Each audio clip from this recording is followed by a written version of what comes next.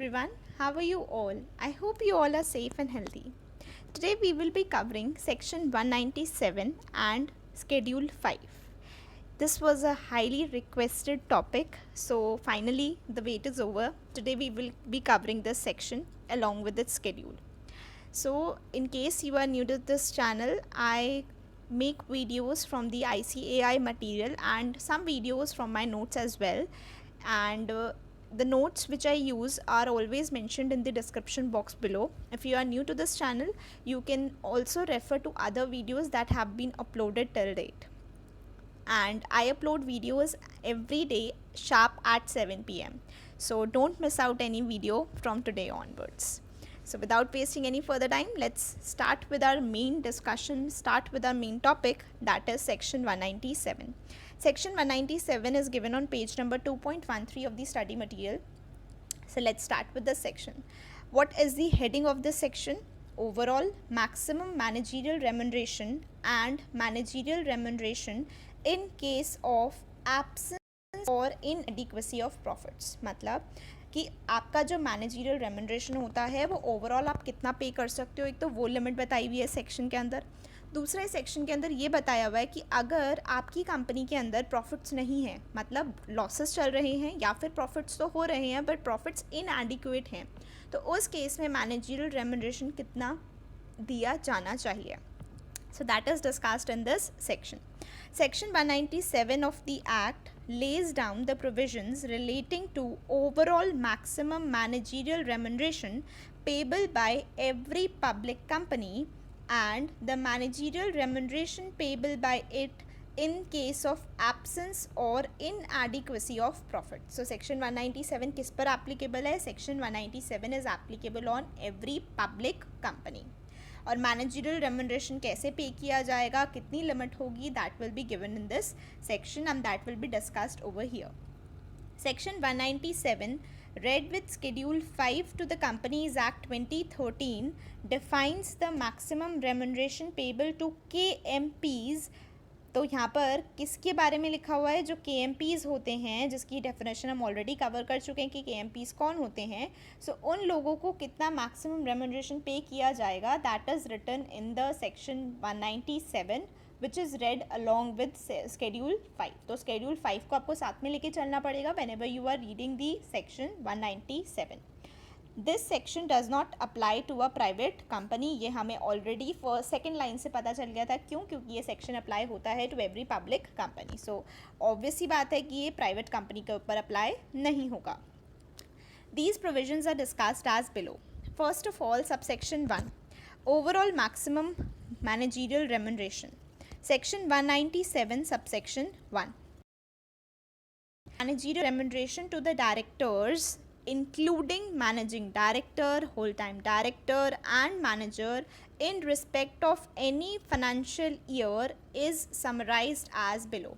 सो किसके लिए लिमिट बताई हुई है कि जब भी कोई भी मैनेजरियल रेमुनरेशन पे किया जा रहा है टू द डायरेक्टर्स, मतलब सारे डायरेक्टर्स कवर हो गए सबसेक्शन 1 के अंदर, जिसके अंदर हम managing director, whole time director और मैनेजर को भी इंक्लूड कर रहे हैं. मतलब जब भी वर्ड डायरेक्टर्स लिखा हुआ है तो उसका मतलब है inclusive of managing director, whole time director and a manager. So उनके लिए क्या रेमुनरेशन की लिमिट होगी? Let's read it one by one.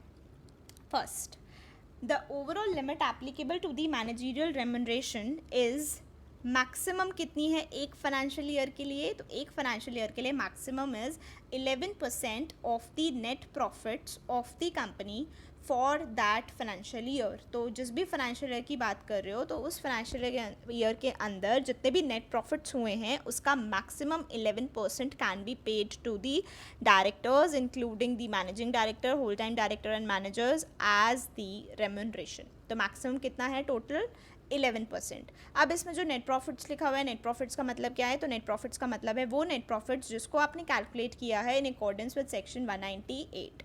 Section 198 में नेट प्रॉफिट्स को कंप्यूट करने का तरीका बताया हुआ है. ठीक है, सो वो नेट प्रॉफिट्स के तरीके को आप फॉलो करके नेट प्रॉफिट निकालोगे, फिर उसका 11% करोगे. सो नोट में क्या लिखा हुआ है? Net profits are to be calculated in accordance with section 198 except that the remuneration payable to the directors shall not be deducted from the gross profit. So gross profits में से आप ये आपने अकाउंट्स में भी पढ़ा होगा जब आईपीसीसी लेवल या इंटरमीडिएट लेवल पर, कि जब भी आपका नेट प्रॉफिट निकलता है उसमें से आप मैनेजरियल रेम्यूनरेशन को छोड़कर आप पूरा पूरा नेट प्रॉफिट निकालते हो, फिर उसके बाद आप कंपटीशन करते हो और तब आप उसके हिसाब से मैनेजरियल रेम्यूनरेशन डालते हो और फिर अल्टीमेटली आपका नेट प्रॉफिट आता है। तो जो नेट प्रॉफिट यहाँ पर बात की हुई है that is as per section 198, जिसमें से आप अभी मैनेजरियल रेम्यूनरेशन को माइनस नहीं करोगे। कूल। अच्छा, अब when the remuneration can be exceeded as refer to in column B, तो आप कॉलम बी में जो रेम्यूनरेशन दिया है उससे ज़्यादा कब पे कर सकते हो, तो वो दिया हुआ है subject to the provisions of schedule 5, मतलब शेड्यूल 5 को तो आपको फॉलो करना पड़ेगा। The company in general meeting में authorise exceeding the overall limit of 11%, तो 11% से ज़्यादा पे करना चाहते हो तो जनरल मीटिंग का ordinary resolution is required to pay in excess of 11%। But हाँ, शेड्यूल 5 का कॉन्ट्रावेंशन नहीं हो जाना चाहिए इस केस में कि आप जनरल मीटिंग में कोई ऐसी चीज़ अप्रूव करवा दो जो कि शेड्यूल 5 में अलाउड नहीं है। ठीक है। Second point, if there is one managing director, whole time director या फिर मैनेजर, कंपनी के अंदर या फिर एक मैनेजिंग डायरेक्टर है या फिर एक होल टाइम डायरेक्टर है या फिर एक मैनेजर है, स्लैश लगा हुआ है ना, स्लैश लगा हुआ है, इसका मतलब क्या है, इन तीनों में से कोई 5% of the net profits of the company for that financial year will be the maximum remuneration that can be paid in a financial year. So कोई भी एक मैनेजिंग डायरेक्टर, एक होल टाइम डायरेक्टर या फिर एक मैनेजर है company के अंदर, तो उस केस में 5% की लिमिट है टू दीज पीपल। नेक्स्ट, अब इसमें बताओ कि इस लिमिट से ज़्यादा पे कर सकते हो, कब कर सकते हो, this limit of 5% may be exceeded with the approval of the company in general meeting by passing a special resolution. So सिर्फ ओवरऑल लिमिट के लिए it is written general meeting का ऑर्डिनरी रेजोल्यूशन, इसके बाद जो भी आप पढ़ने वाले हो तो उसमें अगर आपको एक्सेस पे करना है ना तो always you require a special resolution to pay in excess of the limits mentioned. ये कॉमन पॉइंट है, इस चीज़ को याद रखना है। सिर्फ और सिर्फ ओवरऑल लिमिट जो 11% के लिए की दी हुई है उसके लिए अगर आपको उससे एक्सेस पे करना है तो आपको सिर्फ शेड्यूल 5 का ध्यान रखना है और आप जनरल मीटिंग का ऑर्डिनरी रेजोल्यूशन पास करवा कर एक्सेस पे कर सकते हो। But if I talk about the other things, other limits, other percentages, तो उसके केस में हमेशा अगर आपको एक्सेस में पे करना है तो you require a special resolution to be passed in the general meeting. Okay. Third point में क्या दिया हुआ है, if there is more than one managing director, whole time director और मैनेजर, अगर कंपनी के अंदर एक से ज़्यादा managing director, whole time director या फिर मैनेजर है, इनमें से कोई भी है और मैनेजिंग डायरेक्टर है, होल टाइम डायरेक्टर है, एक से ज़्यादा हैं, एक से ज़्यादा होने पर आपकी लिमिट जो है वो 5% नहीं, अब 10% हो जाएगी क्योंकि there are more than 1 person in the company, right. So अगर एक ही है तो 5% की लिमिट एप्लीकेबल है on that person, on that MD, WTD और manager. But if there are more than 1 तो उस केस में वो 10% ऑफ द नेट प्रॉफिट्स हो जाएगा। क्यों? क्योंकि देखो एक से ज़्यादा है ना, तो 5% एक के लिए था, तो एक से ज़्यादा होने पर तो डबल तो कम से कम करना पड़ेगा। ओवरऑल लिमिट तो 11% है, तो 11% में से 10% तो हम इन्हीं लोगों को दे रहे हैं, ठीक है। सो 10% की लिमिट सेट हो जाएगी जब एक से ज़्यादा MD, WTD या फिर मैनेजर हैं कंपनी के अंदर। अब इस 10% से ज़्यादा अगर आपको पे करना है तो आपको क्या पास करवाना पड़ेगा, जनरल मीटिंग का special resolution. Great. Remuneration payable to directors who are neither MD nor WTDs, so WTDs भी नहीं हैं, MDs भी नहीं है। अब जो बच गए डायरेक्टर्स, जो डायरेक्टर्स MD, WTDs नहीं है, उनको छोड़ने के बाद, मतलब MD, WTD को छोड़ने के बाद जो भी डायरेक्टर्स बच गए, उन डायरेक्टर्स को कितना रेमुनरेशन पे करा जाएगा, तो देखो उनको सिर्फ और सिर्फ 1% of the net profits of the company पे किया जाएगा अगर कंपनी के अंदर एक MD, एक WTD है। क्यों ऐसा लिखा? क्योंकि अगर एक ही MD, WTD है तो 1% का आपको दे दिया कि बाकी के जो डायरेक्टर्स हैं उनको आप 1% का पे कर सकते हो। दूसरा पॉइंट आप जब पढ़ोगे ना, दोनों को एक साथ पढ़ते हैं, दूसरा पॉइंट मतलब फिफ्थ पॉइंट आप पढ़ोगे तो इसमें लिखा है remuneration payable to directors who are neither MDs nor WTDs, तो उस केस में आपकी लिमिट हो जाएगी 3% of the net profits of the company provided there is no managing director और होल टाइम डायरेक्टर। मतलब कंपनी के अंदर अगर MD या फिर WTD है तो उस केस में the limit is 1%. If there are no MDs, WTDs in the company, then you can pay to other directors 3% of the net profits of the company. So company के अंदर MD, WTD है, ठीक है, तो उस case में maximum कितना पे कर सकते हो, 1%। कंपनी में MD, WTD नहीं है तो मैक्सिमम कितना पे कर सकते हो, 3%। अब इस चीज़ का ध्यान रखना कि इधर आप लोगों को हो सकता है दिमाग में आ जाए, वैसे आने वाला पॉइंट नहीं है, बट स्टिल मैं फिर भी डिस्कस कर रही हूँ क्योंकि कई बार हो जाता है हमें पढ़ते पढ़ते दिमाग में क्वेश्चन आ जाता है। यहाँ पर सिर्फ एमडी और डब्ल्यूटीडी क्यों लिखा है, मैनेजर क्यों नहीं लिखा, क्योंकि यहाँ पर लिखा था डायरेक्टर्स को पे करना है। देखो ये जेन्युइन क्वेरी नहीं है, मैं सिर्फ ऐसे ही टेकअप कर रही हूँ कि बाई चांस अगर आपके दिमाग में आया है तो ठीक है। तो अगर यहाँ पर किसी के दिमाग में आ सकता है कि M D W T D mentioned है, मैनेजर मैंशन क्यों नहीं है, तो मैनेजर इसलिए मैंशन नहीं है क्योंकि यहाँ पर लिखा था कि अदर डायरेक्टर्स को पे करना है। अब डायरेक्टर्स के अंदर मैनेजर तो नहीं आता ना, तो जो भी डायरेक्टर्स बच गए, डायरेक्टर और कौन थे, M D W T D जिनको स्पेशल ट्रीटमेंट दिया जा रहा था, जिनके लिए स्पेशल परसेंटेजेस डिफाइन थी, तो उनके अलावा जो भी डायरेक्टर्स बच गए उनके लिए लिखा हुआ है कि अगर कंपनी के अंदर M D W T D है तो 1% देंगे मैक्सिमम, अगर नहीं है तो आपको थोड़ा सा ज़्यादा दे देते हैं, 3% दे देते हैं। इन लिमिट से एक्सीड करना है तो आपको स्पेशल रेजोल्यूशन पास करवाना पड़ेगा इन द जनरल मीटिंग। ठीक है, तो ये आपको अभी परसेंटेजेस याद हो गई होंगी, बहुत ईजी है। ओवरऑल लिमिट 11% है। अगर कंपनी में एक M D W T D या फिर मैनेजर है तो उस केस में द लिमिट इज़ 5%, बट अगर 2 हो जाते हैं या एक से ज़्यादा हो जाते हैं तो उस केस में 10%। कंपनी के अंदर M D W T D है तो दूसरे डायरेक्टर्स को मैक्सिमम 1% ही मिल सकता है, और कंपनी के अंदर M D W T D नहीं है तो मैक्सिमम 3% मिल सकता है। सिर्फ ओवरऑल लिमिट के लिए यू रिक्वायर जनरल मीटिंग का ऑर्डिनरी रेजोल्यूशन। अगर आपको एक्सेस पे करना है, अगर एक्सेस पे करना है तो ही you require a general meeting का ऑर्डिनरी रेजोल्यूशन। अदर केसेस में, बाकी सभी में आपको अगर एक्सेस पे करना है तो you require a special resolution of the general meeting, अगर आपको थोड़ा सा भी एक्सेस पे करना है from the prescribed limits. I hope you have learned it as well. चलो नेक्स्ट करते हैं, when to take approval in general meeting in case of default. अगर डिफ़ॉल्ट होता है तो जनरल मीटिंग का अप्रूवल कब लेना है। It is to be noted that where the company has defaulted in payment of dues to any bank or public financial institution या फिर कोई भी बैंक या फिर कोई भी नॉन कन्वर्टेबल डिबेंचर होल्डर्स और any other secured creditor, prior approval of such person as applicable shall have drafting। मतलब अगर आपने किसी भी बैंक, किसी भी पब्लिक फाइनेंशियल इंस्टीट्यूशन, किसी भी नॉन कन्वर्टेबल डिबेंचर होल्डर या फिर सिक्योर्ड क्रेडिटर को पेमेंट नहीं की उनके ड्यूज़ की, तो उस केस में सबसे पहले तो आप उन डिबेंचर होल्डर्स का, सिक्योर्ड क्रेडिटर्स का, बैंक का, पब्लिक फाइनेंशियल इंस्टीट्यूशन जो भी एप्लीकेबल है आपके केस में, उनका अप्रूवल लोगे। उसी के बाद आप जनरल मीटिंग का ऑर्डिनरी रेजोल्यूशन या फिर स्पेशल रेजोल्यूशन पास करवाओगे। क्यों? क्योंकि आप क्या कर रहे हो, जब आप जनरल मीटिंग का ऑर्डिनरी रेजोल्यूशन या स्पेशल रेजोल्यूशन पास करवा रहे हो, उसका मतलब क्या है कि आप एक्सेस पे करना चाहते हो लिमिट से। मतलब आपके पास लिमिट जो प्रिस्क्राइब्ड है कंपनीज एक्ट में, आप उससे भी ज़्यादा पे करना चाहते हो, इसीलिए तो आप अप्रूवल लेने जा रहे हो। अब आप एक्सेस पे करना चाह रहे हो, इसका मतलब कि आपके पास फंड्स तो हैं। अगर डायरेक्टर्स को फंड्स देने के लिए हैं तो पहले तो banks, public financial institutions, non convertible debenture holders और सिक्योर्ड क्रेडिटर्स का पेमेंट करो ना। नहीं कर रहे ना, इसीलिए उनका पहले अप्रूवल दो। पहले उनका अप्रूवल लोगे, उसके बाद ही आप जनरल मीटिंग का अप्रूवल लोगे, उसके बाद ही आप एक्सेस रेम्युनरेशन पे कर पाओगे। तो इसका लॉजिक क्लियर हो गया। Exclusion of sitting fees. Section 197 subsection 2 provides that above percentages shall be exclusive of any fees payable to the directors under section 197 subsection 5. 197 subsection 5 में sitting fees के बारे में बात किया हुआ है कि जो डायरेक्टर्स को sitting fees दी जाती है उसको आप इन परसेंटेजेस में कैलकुलेट या इंक्लूड नहीं करोगे। फॉर एग्जाम्पल, किसी डायरेक्टर को अगर 1 लाख रुपए की सिटिंग फीस पे की जा रही है, तो जब लिमिट निकल के आई, सपोज उसकी रेम्युनरेशन की 10 लाख, तो 10 लाख में से आप 1 लाख को माइनस नहीं करोगे, दैट इज नॉट इंक्लूसिव। इस चीज़ को याद रखना।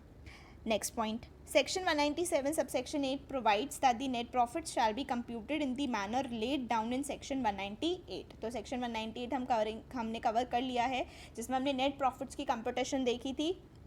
कल ये हमने कवर किया है सेक्शन 198 को, जिसमें हमने देखा था कि नेट प्रॉफिट्स इस तरीके से कंप्यूट किए जाते हैं। तो वही बताया हुआ है कि जो नेट प्रॉफिट्स हैं आप उसी सेक्शन के अकॉर्डिंग कैलकुलेट करोगे और फिर उस पर परसेंटेजेस अप्लाई करोगे। This stipulation is already covered by section 197 subsection 1, which further provides that the remuneration of the directors shall not be deducted from the gross profits। तो ये क्लैरिफिकेशन है, टेबल में हम ऑलरेडी पढ़ चुके थे। अच्छा, अब आ जाते हैं सेक्शन 197 सबसेक्शन 3 एंड सबसेक्शन 11 पर। नो प्रॉफिट्स और इनएडिक्वेट प्रॉफिट्स। नो प्रॉफिट्स और इनएडिक्वेट प्रॉफिट्स, ऊपर जो पढ़ा था उसमें ऐसा कुछ नहीं लिखा था, मतलब जो प्रॉफिट्स थे कंपनी के अंदर तब की बात करी थी। अब बात कर रहे हैं कंपनी के अंदर प्रॉफिट्स नहीं है या फिर प्रॉफिट्स तो हैं बट वो प्रॉफिट्स इनएडिक्वेट हैं. So if in any financial year a company has no profits or its profits are inadequate, the company shall not pay by way of remuneration any sum exclusive of sitting fees to its directors, including any managing or whole-time director or manager, except in accordance with the provisions of Schedule 5.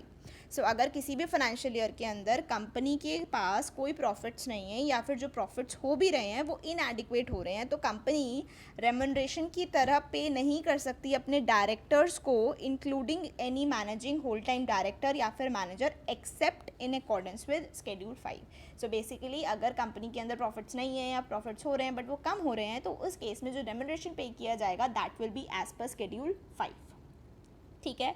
इसमें भी bracket के अंदर दिया हुआ है exclusive of sitting fees, मतलब sitting fees तो आप दे सकते हो, उस पर कोई भी रेस्ट्रिक्शन नहीं है, उस पर कोई भी प्रोविजंस Schedule 5 के नहीं होंगे. This is where Schedule 5 is applicable on the grounds of no profits or inadequate profits. Any provision relating to the remuneration of any director which purports to increase or has the effect of increasing the amount thereof shall not have any effect unless such increase is in accordance with the conditions specified in that schedule. So जब भी Schedule 5 applicable हो जाता है तो कोई भी जो provisions दिए हुए हैं Schedule 5 में आपको उसके हिसाब से कंप्लाई करना पड़ेगा और किसी भी तरह से अमाउंट को आप इंक्रीज पे अनलेस एंड अनटिल आपने स्केड्यूल की कंडीशंस को सेटिस्फाई किया हुआ है. It is whether provision which purports to increase or has the effect of increasing the remuneration payable to directors is contained in the memorandum or articles of the company or an agreement entered into by it or in any resolution passed by the company in the general meeting or board. So basically यहाँ पर ये लिखा हुआ है कि आप schedule की conditions को या schedule में जो provisions दिए हुए हैं उसको आप किसी भी मेमोरेंडम, आर्टिकल्स, रेजोल्यूशन या अग्रीमेंट की वजह से सुपरसीड नहीं कर सकते, आपके पास वो पावर नहीं है.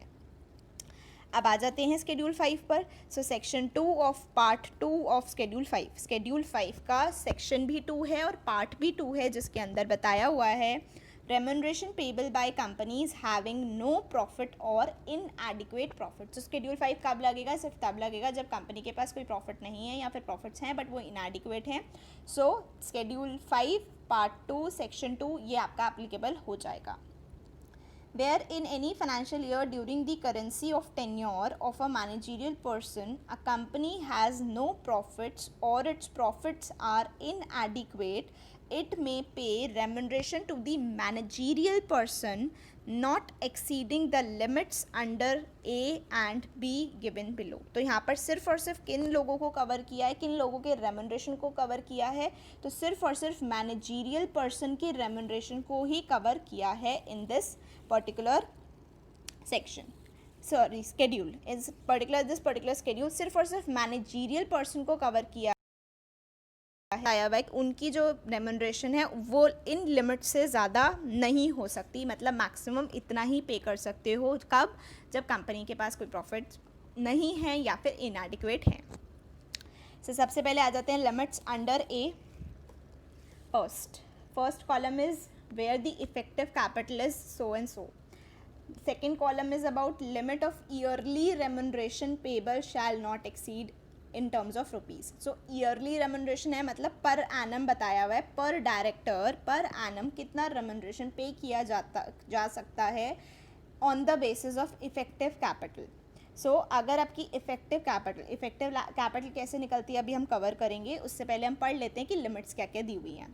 तो लिमिट्स दी हुई हैं नेगेटिव और लेस दैन 5 करोड़, मतलब अगर आपकी इफेक्टिव कैपिटल माइनस में है मतलब लेस दैन 0 है, या फिर 5 करोड़ से कम है.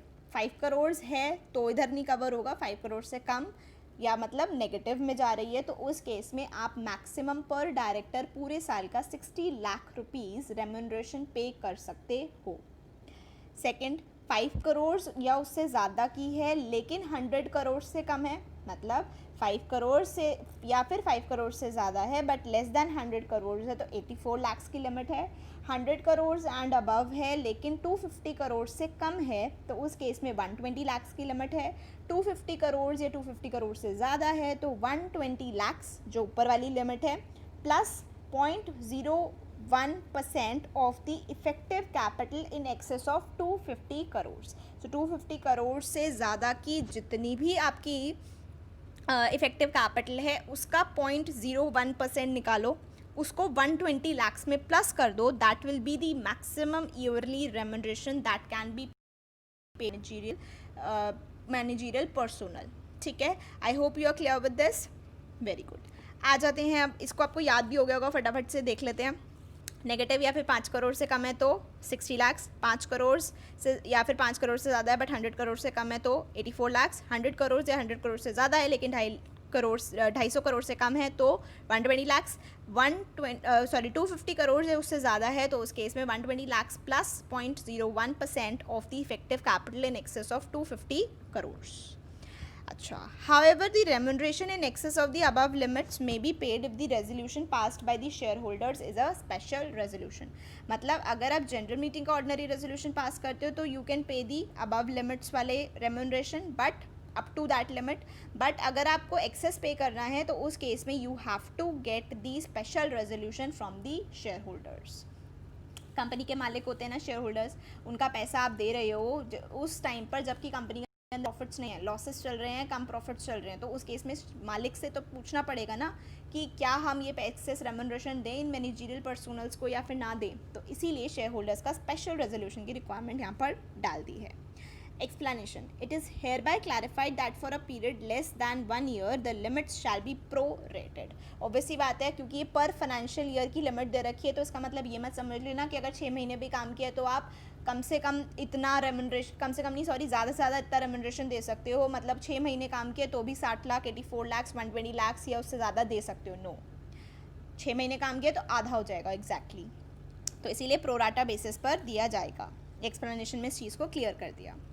Thus, if a managerial person is employed for a part of the year, the remuneration payable to him shall be prorated। ये हो गई लिमिट ए। अब आ जाते हैं लिमिट बी पर। तो लिमिट बी क्या है? In case of a managerial person who is functioning in a professional capacity, अगर कोई भी managerial person तो है ही लेकिन वो साथ ही साथ प्रोफेशनल कैपेसिटी में वर्क कर रहा है तो उस केस में remuneration as per item A may be paid if such managerial person is not having any interest in the capital of the company or its holding company or any of its subsidiaries directly or indirectly or through any other statutory structures, that is does not hold any shares subject to the deeming provision below। Dimming provision को पढ़ लेते हैं, उसके बाद बात करेंगे इसके बारे में। So deeming provision as to the holding of shares is provided that any employee of a company holding shares of a company not exceeding 0.5% of its paid up share capital under any scheme formulated for allotment of shares to such employees including employee stock option plan or by way of qualification shall be deemed to be a person not having any interest in the company की capital। तो मतलब यहाँ पे बताया हुआ है कि अगर आपके पास 0.5% of the paid up share capital भी है एज एम्प्लॉयज़ तो इस केस में भी माना जाएगा that you do not have any interest in the capital of the company. Why? Because ये तो आपको एम्प्लॉय स्टॉक ऑप्शन की वजह से भी मिल चुके होंगे और छोटा मोटा अमाउंट ही है क्योंकि 0.5% ही तो बन रहा है पेड अप शेयर कैपिटल का। तो इस केस में माना जाएगा that you are not holding और not having any interest in the capital of any of this company. ठीक है, सो इधर लिखा था फर्स्ट पॉइंट में is not having any interest in the capital of the company और its holding company या फिर any of its subsidiaries or फिर through any other statutory structures that is does not hold any shares subject to the deeming provision. मतलब यहाँ लिखा था does not hold any shares, तो अगर 0.5% भी होल्ड कर रहा होता तो वो डीमिंग प्रोविजन 0.5% भी होल्ड कर रहा होता तो इस केस में ये फर्स्ट पॉइंट में कवर नहीं हो पाता, जिसकी वजह से उसको लिमिट्स ए वाली एप्लीकेबल नहीं हो पाती, इसीलिए यहाँ पर डाला subject to the deeming provision below. मतलब अगर डीमिंग प्रोविजन लग रहा है तो उस केस में देयर इज़ नो प्रॉब्लम, हम मान लेंगे कि कोई भी इंटरेस्ट नहीं है इन दी कैपिटल ऑफ दी कंपनी. ठीक है, इंटरेस्ट कहाँ कहाँ चेक करना है, कंपनी की कैपिटल में चेक करना है, कंपनी की होल्डिंग कंपनी की कैपिटल में चेक करना है, और होल्डिंग कंपनी की जितनी भी सब्सिडरीज हैं सभी में चेक करना है, चाहे फिर डायरेक्टली होल्ड कर रहे हो चाहे फिर इनडायरेक्टली होल्ड कर रहे हो, सभी के थ्रू चेक करना है. एंड इसमें अब लिखा हुआ है स्टैट्यूटरी स्ट्रक्चर का मतलब होता है entity which is entitled to hold the shares in any company formed under any statute. तो बेसिकली किसी कंपनी के थ्रू होल्ड कर रहे हो. नेक्स्ट कंडीशन क्या है, is not having, such managerial person is not having any direct or indirect interest or related to the directors or promoters of the company or its holding company or any of its subsidiaries at any time during the last 2 years before or on or after the date of appointment. सो बोला हुआ है कि जो managerial person है उसका कोई भी direct या फिर इनडायरेक्ट इंटरेस्ट या रिलेशन नहीं होना चाहिए किसी भी डायरेक्टर या फिर प्रमोटर के साथ ऑफ द कंपनी, कंपनी की होल्डिंग कंपनी या फिर कंपनी की कोई भी subsidiaries at any time during the last 2 years before और ऑन और after the date of appointment. मतलब जिस दिन अपॉइंटमेंट हो रहा है उस दिन की बात, डेट ऑफ अपॉइंटमेंट के बाद के 2 साल और डेट ऑफ अपॉइंटमेंट से पहले के 2 साल में कभी भी उस पर्सन का कोई भी डायरेक्टर या प्रमोटर के साथ कोई भी इंटरेस्ट या रिलेशन नहीं होना चाहिए, तभी माना जाएगा कि वो प्रोफेशनल कैपेसिटी में काम कर रहा है और उस पर लिमिट्स लग जाएंगी ए के हिसाब से और ए लिमिट के हिसाब से उसको रेम्यूनरेशन पे हो सकता है. Third condition, possesses graduate level qualification with expertise and specialized knowledge in the field in which the company operates. So obviously बात है, जब हम बात कर रहे हैं प्रोफेशनल कैपेसिटी तो प्रोफेशनल कैपेसिटी के लिए कम से कम आप एजुकेटेड तो होने चाहिए, तो मिनिमम क्वालिफिकेशन ग्रेजुएट बोला है. एंड आपके पास उस पर्टिकुलर फील्ड में जिसमें कंपनी काम करती है उस कंपनी के काम से रिलेटेड आपके पास एक्सपर्टीज़ होना चाहिए, स्पेशलाइज नॉलेज होना चाहिए, तभी तो आप प्रोफेशनल कैपेसिटी में वहाँ पर काम कर पाओगे, अपनी प्रोफेशनल सर्विसेज दे पाओगे. तो इसीलिए ये कंडीशन डालना भी ज़रूरी हो गया. तो ये तीनों कंडीशंस हमें पता होनी चाहिए कि कब माना जाएगा कि वो प्रोफेशनल कैपेसिटी में काम कर रहा है और उस पर लिमिट्स एज पर ए लग जाएंगी. So the applicable conditions for payment of remuneration क्या क्या हैं. The limit specified under items A and B above shall apply if the payment of remuneration is approved by the resolution passed by the board and in case of a company covered under section 178 subsection 1. ये हम already section cover कर चुके हैं जहाँ पे हमने nomination and remuneration committee की बात करी थी. तो अगर कंपनी के अंदर नॉमिनेशन एंड रेम्यूनरेशन कमेटी है तो नॉमिनेशन एंड रेम्यूनरेशन कमेटी ही रेम्यूनरेशंस को अप्रूव करती है, सजेस्ट करती है, रिकमेंड करती है. तो अगर कंपनी के अंदर नॉमिनेशन एंड रेम्यूनरेशन कमेटी है तो वो कमेटी रेम्यूनरेशन के लिए रेजोल्यूशन पास करेगी, और अगर ये वाली कमेटी नहीं है तो बोर्ड रेजोल्यूशन की रिक्वायरमेंट होगी, तभी आप ये रेम्यूनरेशन पे कर सकते हो. तो first condition is resolution is required. दो नॉमिनेशन रेम्यूनरेशन कमेटी होगी कंपनी के अंदर या नहीं होगी, होगी तो वही आपका रेजोल्यूशन पास करेगी, नहीं है तो बोर्ड रेजोल्यूशन पास करा जाएगा. Second, the company has not committed any default in payment of dues to any bank or public financial institution or non-convertible debenture holders or any other secured creditor, and in case of default the prior approval of the bank or public financial institution concerned or the non-convertible debenture holders or other secured creditor as the case may be shall be obtained by the company before obtaining the approval in the general meeting. So ये हमने पहले भी provision cover किया था कि अगर आपने किसी का डिफ़ॉल्ट किया है तो ऑब्वियसली यू फर्स्ट रिक्वायर कि इनका अप्रूवल लो, क्योंकि आप जब कंपनी के अंदर पैसे नहीं हैं, लॉसेस हो रहे हैं, इनएडिक्वेट प्रॉफिट्स हो रहे हैं, तो ऑब्वियसली बात है इनका अगर आपने डिफ़ॉल्ट किया तो पहले इनसे अप्रूवल लो, इनसे परमिशन लो, तभी जाकर आप आगे की बात कर सकते हो पेमेंट करने की. Third, resolution or special resolution, as the case may be, has been passed for payment of remuneration as per item A, or a special resolution has been passed for payment of remuneration as per item B at the general meeting of the company for a period not exceeding 3 years. So maximum कितने साल के लिए हो सकता है? maximum 3 years के लिए आप ये resolution पास कर सकते हो, ठीक है। और आपको ए वाली लिमिट के लिए या तो जनरल मीटिंग का ऑर्डिनरी या फिर स्पेशल रेजोल्यूशन की रिक्वायरमेंट है, और क्लॉज बी के अंदर मतलब लिमिट्स बी के अंदर आपको स्पेशल रेजोल्यूशन पास करवाने की रिक्वायरमेंट होती है। तो फर्स्ट के अंदर दो लिमिट्स ऑर्डिनरी और स्पेशल क्यों लिखा हुआ है? तो अगर हम देखें तो नॉर्मल लिमिट्स जो थी 60, 84, 120 वाली, उसके लिए you need to pass the ordinary resolution, but आप एक्सेस में पे करते हो तो स्पेशल रेजोल्यूशन की रिक्वायरमेंट होती है, इसीलिए यहाँ पर दोनों मेंशन्ड है, जनरल एंड स्पेशल। बट अगर बी वाले की बात करें तो उसके लिए आपको स्पेशल रेजोल्यूशन ही पास करवाना पड़ता है। Fourth point, a statement along with the notice calling the referred to in clause 3 is given to the shareholders containing the following information. तो आप हमें पता है कि जब भी कोई मीटिंग होती है तो उससे पहले नोटिस दिया जाता है टू द शेयर होल्डर्स। तो वो शेयर होल्डर्स को जो नोटिस दिया जाएगा उसमें क्या क्या इन्फॉर्मेशन देनी? General information. जनरल इन्फॉर्मेशन के अंदर आपके आ जाएगा नेचर ऑफ इंडस्ट्री क्या है, डेट और expected date of commencement of commercial production क्या है, in case of new companies expected date of commencement of activities as per the project approved by the financial institutions appearing in the prospectus क्या है, financial performance based on given indicators, foreign investments और collaborations if any. तो ये सारी information आपको देनी पड़ेगी। Information about the appointee, background details देनी पड़ेंगी अपॉइंटी की जिसको आप अपॉइंट करने का सोच रहे हो, पास्ट रेम्यूनरेशन उसका क्या था, रिकॉग्निशन और अवार्ड्स क्या क्या हैं, job profile and his suitability, remuneration proposed, comparative remuneration profile with respect to industry, size और company, position, profile of position and person.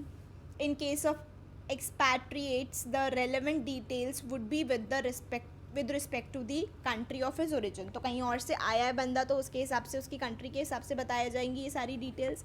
Pecuniary relationship कोई है तो वो बताना पड़ेगा, ईदर डायरेक्टली और इनडायरेक्टली विद द कंपनी, और रिलेशनशिप विद द मैनेजरियल पर्सोनर अगर कुछ है तो वो भी आपको इस नोटिस के अंदर बताना पड़ेगा। अदर इन्फॉर्मेशन देनी पड़ेगी जैसे कि रीजंस ऑफ लॉस और इनएडिक्वेट प्रॉफिट्स क्यों हो रहे हैं, लॉस क्यों हो रहे हैं, लॉसेस क्यों हो रहे हैं, ये इनएडिक्वेट प्रॉफिट्स, उसके रीजंस बताओ। आपने इस चीज़ को इम्प्रूव करने के लिए क्या क्या रीजनेबल स्टेप्स लिए हैं वो बताओ।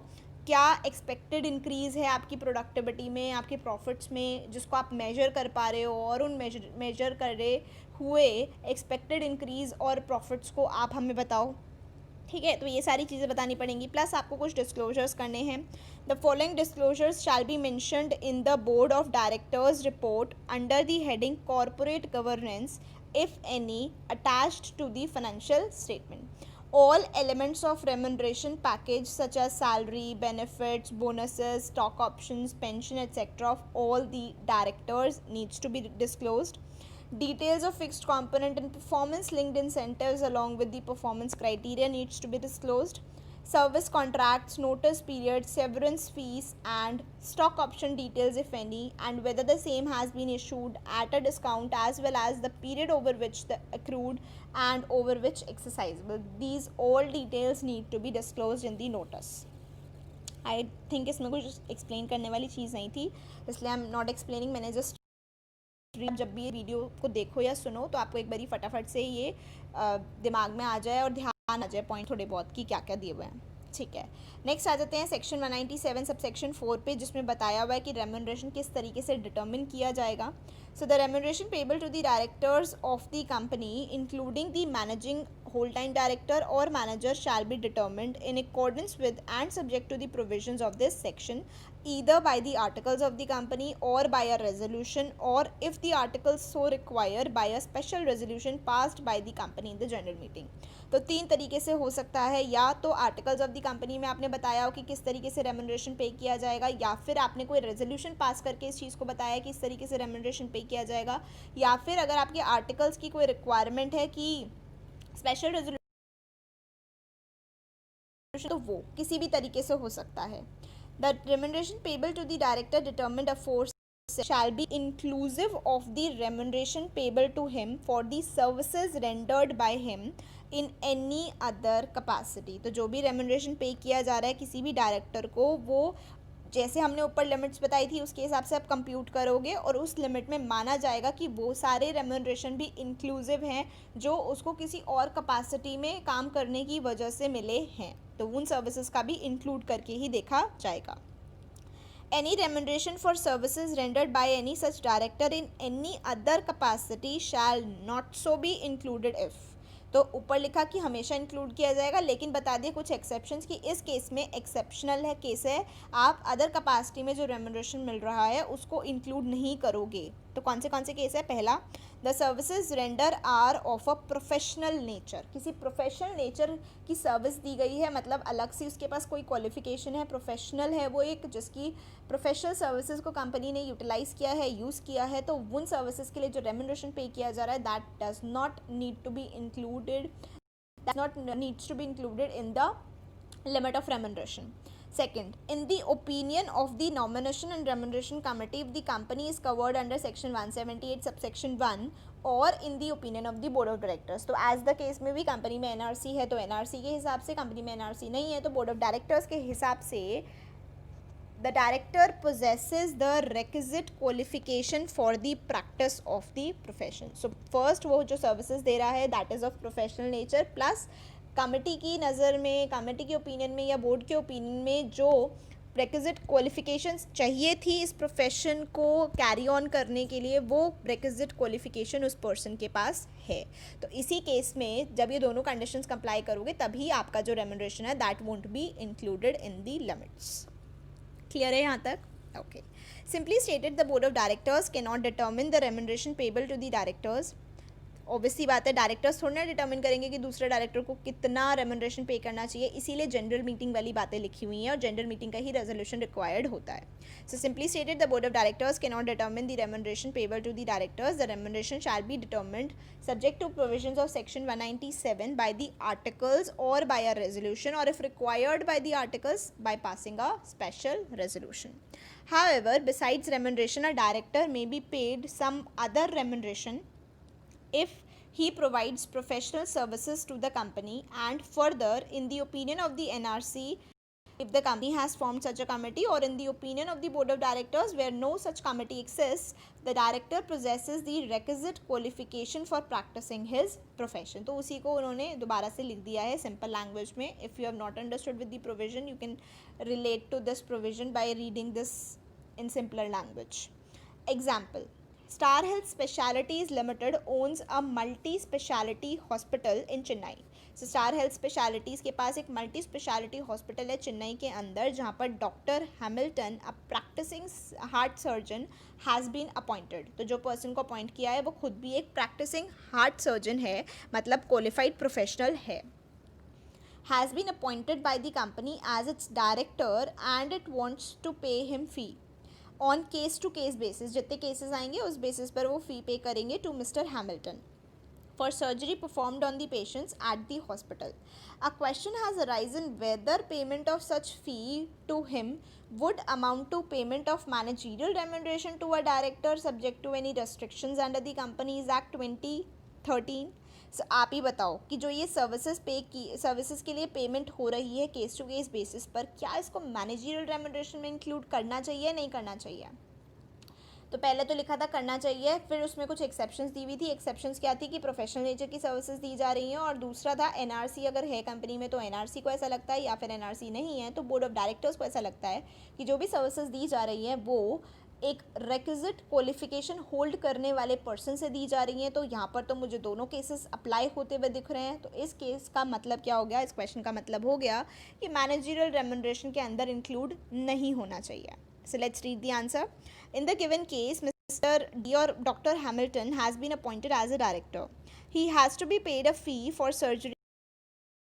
It is to be noted that such payment is permissible under section 197 subsection 4, which states that the remuneration payable to the directors, including the managing, whole-time or manager, shall be inclusive of the remuneration payable for services rendered by him in any other capacity except the following. First, the services rendered are of professional nature and in the opinion of NRC, if applicable, or Board of Directors in other cases, the director possesses the requisite qualification for the practice of the profession. The company therefore can pay extra remuneration to Dr. Hamilton like professional fee for surgeries performed by him in his professional capacity, and such payment shall not be construed as managerial remuneration under the Act. So I hope this is quite clear और आपको easily समझ भी आ गया क्योंकि इसमें कुछ भी difficult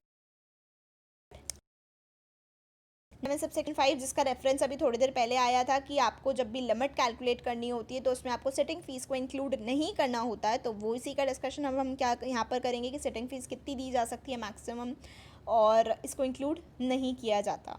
now a director may receive remuneration by way of fee for attending the meetings of the board or committee thereof or for any other purpose whatsoever as may be decided by the board subject to the conditions imposed by Rule 4 of the Company's Appointment and Remuneration of Managerial Personnel Rules 2014.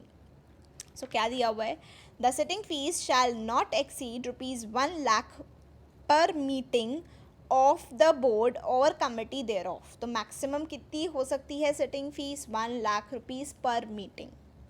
The sitting fee payable to the independent directors and women directors shall not be less than that payable to other directors. So दूसरे directors को जितनी भी आप remuneration sitting fees sorry not remuneration sitting fees pay कर रहे हो उससे कम तो आप इंडिपेंडेंट और विमेन डायरेक्टर को पे नहीं कर सकते, उससे ज़्यादा करना है तो कर सकते हो but that too 1 lakh rupees तक.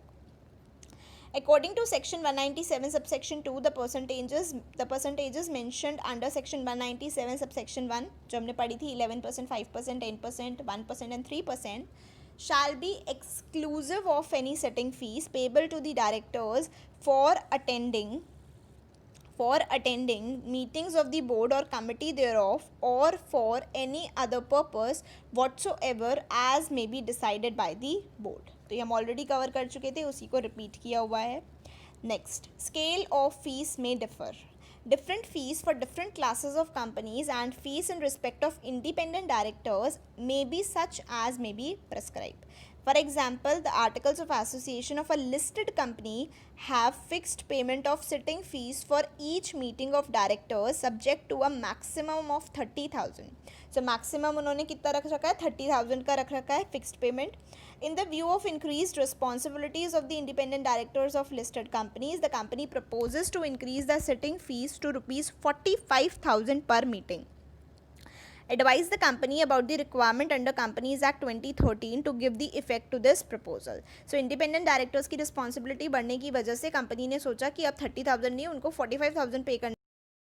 क्या ये सही है या नहीं? तो सबसे पहले याद करो कि सिटिंग फीस की मैक्सिमम लिमिट कितनी है? 1 लाख रुपीज़ पर मीटिंग. अच्छा, दूसरा पॉइंट ये लिखा था कि जो इंडिपेंडेंट डायरेक्टर्स हैं और विमेन डायरेक्टर्स हैं उनको दूसरे डायरेक्टर्स के कंपैरिजन में कम सिटिंग फीस नहीं मिलनी चाहिए. ऐसा तो नहीं लिखा था ना कि ज़्यादा नहीं मिल सकती या सेम मिलनी चाहिए, ऐसा नहीं लिखा था. सिर्फ ये लिखा था कि कम नहीं मिलनी चाहिए. तो यहाँ पर अगर वो ज़्यादा दे रहे हैं तो there is no problem in that. Section 197 subsection 5 of the Companies Act 2013 provides that a director may receive remuneration by way of fee for attending the board or committee meetings or for any other purpose as may be decided by the board, provided that the amount of such fees shall not exceed the prescribed amount. As per Rule 4 of the Company's Appointment and Remuneration of Managerial Personnel Rules 2014, the amount of sitting fees payable for attending the meetings of the board or committees thereof may be decided by the board, but such sitting fees shall not exceed ₹1 lakh per meeting. Further, the sitting fee payable to an independent director shall not be less than that payable to the other directors. From the above, it is clear that sitting fees can be increased from 30,000 to 45,000 per meeting by passing a resolution in the board meeting. क्यों? क्योंकि board का ही approval चाहिए था तो board meeting का resolution pass करके you can do that and altering the articles of association bye passing a special resolution. तो हमें पता है एओए को अमेंड करना होता है, you have to pass a special resolution. Since आपके एओए के अंदर लिखा हुआ था 30,000 तो आपको अमेंडमेंट लानी पड़ेगी. उसके अंदर अमेंडमेंट लाने के लिए you have to pass a special resolution. But अगर आपको मीटिंग में मीटिंग के लिए ज़्यादा पेमेंट करना है तो इसके लिए आपको बोर्ड मीटिंग का रेजोल्यूशन रिक्वायर्ड होता है. Now when sitting fee stands increase for other directors it shall automatically be increase in case of independent directors because the latter can not be paid less than that payable to. तो यहाँ पर लिखा था कि company ने propose किया है list ये 45,000 पर मीटिंग करना है, तो ये सभी के लिए प्रपोज कर रहे हैं तो कोई प्रॉब्लम ही नहीं है. अगर सभी के लिए प्रपोज कर रहे हैं तो in that particular case automatically independent directors के लिए भी 45,000 हो जाएगा. Next, mode of payment of remuneration. तो किस तरीके से आप रेम्यूनरेशन पे कर सकते हो, तो वो आपको सेक्शन 197 सबसेक्शन 6 के अंदर बताया हुआ है. अ डायरेक्टर और manager may be paid remuneration as under. First, by way of monthly payment. Monthly payment के थ्रू भी आप रेम्यूनरेशन मतलब मंथली हर मंथ पे कर सकते हो remuneration, there is no issue. और at a specified percentage of the net profits of the company, तो भी कोई प्रॉब्लम नहीं है. या फिर partly by one way and partly by the other, तो थोड़ा सा आपने मंथली कर दिया और थोड़ा सा परसेंटेज बेसिस पर डिसाइड कर लिया, तो there is no issue to that as well. Next, the term used in section 197 subsection 6 is director, which may be taken to mean all types of directors, that is MD, WTD, executive, non-executive directors. Further, remuneration can be paid on a monthly basis or on the basis of specified percentage of net profits. Even a combination of both the methods may also be adopted. So just clarification है कि directors word लिखा है तो directors के अंदर सारे directors आ जाएंगे, plus आप किसी भी तरीके से पेमेंट कर सकते हो, तो हर मंथ या फिर कुछ परसेंटेज बेसिस पर कर सकते हो, या फिर परसेंटेज भी कुछ रख दिया कि नेट प्रॉफिट का इतना परसेंट देंगे और हर मंथ भी कुछ पेमेंट कर सकते हो, तो कुछ भी आप डिसाइड कर सकते हो, there is no problem in that. अच्छा, नेक्स्ट आ जाता है remuneration of independent directors. Independent directors के रेम्यूनरेशन की बात करते हैं. Notwithstanding anything contained in any other provision of this act, मतलब पूरे एक्ट को ओवररूल कर दिया, but subject to the provisions of section 197 and 198. But इन दोनों को ओवररूल नहीं किया. कौन से सेक्शंस को? 197 एंड 198 को ओवररूल नहीं किया. उसके अलावा जितने भी सेक्शंस हैं पूरे एक्ट में उसको ओवररूल कर दिया. An independent director shall not be entitled to any stock option and may receive remuneration by way of. तो ये हम पहले भी कवर कर चुके हैं, एक बार फिर से कवर कर लेते हैं. तो आप एक इंडिपेंडेंट डायरेक्टर को स्टॉक ऑप्शन नहीं दे सकते हो. रेम्यूनरेशन क्या दे सकते हो? सिर्फ और सिर्फ उसको फ़ी पे की जा सकती है, जो कि 197 सबसेक्शन 5 में दी हुई है. फ़ी कौन सी दी हुई है सेक्शन 197 सबसेक्शन 5 में? सिटिंग फीस दे रखी है. तो आप इंडिपेंडेंट डायरेक्टर को सिटिंग फीस पे कर सकते हो, there is no problem. But आपको ध्यान रखना पड़ेगा कि दूसरे डायरेक्टर्स को जितनी भी सिटिंग फीस दी जा रही है उससे कम सिटिंग फीस आप इंडिपेंडेंट डायरेक्टर्स को पे नहीं कर सकते हो. सेकेंड, आप क्या पे कर सकते हो as remuneration to the independent directors? आप रीइंबर्समेंट ऑफ एक्सपेंसेस कर सकते हो. जो भी वो बोर्ड या अदर मीटिंग्स को अटेंड करने के लिए एक्सपेंसेस कर रहे हैं, उन एक्सपेंसेस की रीइंबर्समेंट भी अलाउड है. थर्ड, प्रॉफिट रिलेटेड कमीशन भी आप दे सकते हो अगर ये profit related commission is approved by the members. तो मेंबर्स अगर अप्रूव कर देते हैं तो profit related commission can also be paid to the independent directors. तो क्या क्या पे कर सकते हो? सेटिंग फी पे कर सकते हो, रीइंबर्समेंट ऑफ एक्सपेंसेस पे कर सकते हो for participation in the board meeting और other committee meeting. Profit related commission भी दे सकते हो provided it has to be approved by the members.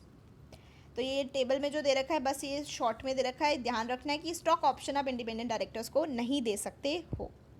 अच्छा, अब आ जाता है section 197 subsection 9 and subsection 10. Refund of excess remuneration if paid to a director. अगर कोई भी एक्सेस रेम्यूनरेशन पे कर दिया जाता है किसी भी डायरेक्टर को, तो उस एक्सेस रेम्यूनरेशन को रिफंड करना है. ऐसा कौन से सेक्शन में लिखा है? Section 197 subsection 9 and subsection 10. If any director draws or receives excess remuneration than the limit prescribed by section 197 or without approval required under this section. तो अप्रूवल रिक्वायर्ड था, अप्रूवल के बिना रेम्यूनरेशन ले लिया, या फिर सेक्शन 197 में जो लिमिट दी हुई है उससे ज़्यादा का रेम्यूनरेशन ड्रॉ कर लिया, तो उस केस में he shall refund such sums to the company within 2 years और such lesser period as may be allowed by the company. तो सेक्शन के हिसाब से मैक्सिमम आपको 2 साल का टाइम दिया हुआ है कि जब भी आपको मिल गया उसके 2 साल के अंदर अंदर आपको वो रिफ़ंड करना पड़ेगा टू द कंपनी. लेकिन अगर कंपनी ने कोई कम टाइम पीरियड बता रखा है, सपोज 1 साल, 1.5 साल, 6 महीने, तो उस टाइम पीरियड के अंदर आपको रिफ़ंड करना पड़ेगा उस पैसे को to the company. And until such sum is refunded he shall hold it in the trust of the company. तो हमने पढ़ा था कि डायरेक्टर एज अ ट्रस्टी काम करता है कंपनी के लिए. तो चलो अगर आपको एक्सेस पे हो गया है ना, तो जब तक आपके पास वो एक्सेस अमाउंट है आप उसको एज अ ट्रस्टी होल्ड करके रखोगे. नेक्स्ट, वेवर ए वेदर पॉसिबल. तो अब ये जो एक्सेस रेम्यूनरेशन पे हुआ है, तो क्या इस एक्सेस रेम्यूनरेशन को कभी वेव किया जा सकता है? तो येस, करा जा सकता है subject to this provision. The company shall not waive the recovery of any sum refundable to it under section 197 subsection 9. सबसे पहले तो मना ही कर दे, नहीं कर सकते. लेकिन वेवर पॉसिबल है only if it is approved by the company by passing a special resolution within 2 years from the date the sum becomes refundable. तो जिस दिन से रिफंडेबल हो गया उस दिन के 2 साल के अंदर अंदर अगर कंपनी ने स्पेशल रेजोल्यूशन पास कर दिया, मतलब शेयर होल्डर्स जो कंपनी के मालिक हैं वही कह रहे हैं कि कोई बात ही वेव कर देते हैं, तो शेयर होल्डर्स ने अगर स्पेशल रेजोल्यूशन पास करके इसको वेव ऑफ कर दिया है तो उस केस में वो वेव ऑफ हो सकता है. लेकिन वो वेव ऑफ कब कर सकते हैं? Within 2 years from the date it became refundable. When to take approval of waiver in case of default? Now, अब आपको पता है कि अगर कंपनी ने कोई डिफ़ॉल्ट किया है इन द पेमेंट ऑफ ड्यूज़ जो उसको बैंक को देने थे या पब्लिक फाइनेंशियल इंस्टीट्यूशंस को देने थे या फिर नॉन कन्वर्टेबल डिबेंचर होल्डर्स को देने थे या फिर किसी भी सिक्योर्ड क्रेडिटर को देने थे, वो ड्यूज़ का पेमेंट तो वो नहीं कर रहा और ऊपर से जो रेम्यूनरेशन का रिफंड आना चाहिए था उसको वेव ऑफ करना चाह रहे हैं. तो क्या ये वेव ऑफ करने से पहले आपको उनसे नहीं पूछना चाहिए जिनका पैसा आपने अभी तक दिया नहीं है और जहाँ से आपको पैसा आ सकता था आप उस पैसे को भी मना कर रहे हो, वेव ऑफ कर रहे हो? तो yes, definitely you should take the prior approval from them and then pass the general meeting का स्पेशल रेजोल्यूशन. तो यहाँ पर भी वही लिखा हुआ है, it is to be noted that where the company has defaulted in payment of dues to any bank और पब्लिक फाइनेंशियल इंस्टीट्यूशन या फिर नॉन कन्वर्टेबल डिबेंचर होल्डर्स और any other secured creditor, the prior approval of such person respectively shall be obtained by the company before obtaining the approval of such waiver by a special resolution. Next, disclosure in the board's report by a listed company. listed company है तो board's report में ये सभी disclosures करने पड़ेंगे section 197 subsection 12 and rule 5 के according. So every listed company shall disclose in the board's report the ratio of the remuneration of each director to the median employees remuneration and the other details as prescribed under rule 5 of the company's appointment and remuneration of managerial personnel rules 2014. So listed company के case में आपको board report में किस चीज़ का disclosure करना है कि आपको बताना पड़ेगा कि हर एक डायरेक्टर को कितना रेम्यूनरेशन पे हो रहा है. इस रेम्यूनरेशन का आप कंपेयर किससे करोगे? एम्प्लॉयज़ कंपेयर करोगे कितना रेम्यूनरेशन पे हो रहा है to each director. According to rule 5(1) every listed company shall disclose in the board's report. क्या क्या डिस्क्लोजर्स करने हैं?